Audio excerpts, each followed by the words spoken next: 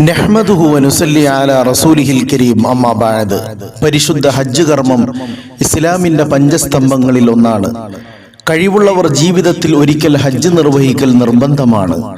വലില്ലാഹി അലന്നാസി ഹജ്ജുൽ ബൈത്തി മൻ ഇസ്തതഅ ഇലൈഹി സബീല. പണ്ടുകാലത്ത് ഹജ്ജിന് പോയിരുന്നത് കടൽ മാർഗത്തിലൂടെയാണ്, കപ്പലിൽ കൂടിയായിരുന്നു. ആഴ്ചകൾ, മാസങ്ങൾ വേണ്ടി വന്നിരുന്നു യാത്രക്ക്.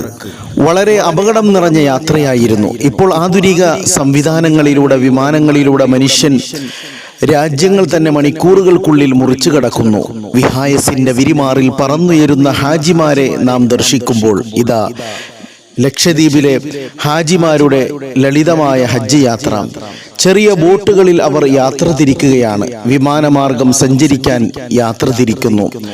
നമ്മുടെ മുൻഗാമികളുടെ യാത്രകളെ അനുസ്മരിപ്പിക്കുന്ന സുന്ദരമായ നിമിഷം തന്നെ. മാഷാ അല്ലാഹ്. അല്ലാഹു തആല ഈ വർഷത്തെ ഹജ്ജിനെ കബൂൽ ചെയ്യുമാറാകട്ടെ. ഹാജിമാരുടെയും ഹജ്ജുമ്മമാരുടെയും ഹജ്ജിനെയും ഉംറയെയും അല്ലാഹു തആല സ്വീകരിക്കുമാറാകട്ടെ. അടുത്ത ഭാവിയിൽ തന്നെ നമുക്കും എത്തിച്ചേരാൻ റബ്ബ് സുബ്ഹാനഹു വ തആല സൗഭാഗ്യം പ്രദാനം ചെയ്യുമാറാകട്ടെ. അല്ലാഹുമ്മ ർസുഖ് ലനാ സിയാറത്തൽ ഹറമൈൻ ശരീഫൈൻ വലാ തഹരിംനാ അൻ ദാലിക ബിസബബി ദുനൂബിനാ യാ റബ്ബൽ ആലമീൻ. ആമീൻ ബിറഹ്മതിക യാ അർഹമർ റഹീമീൻ.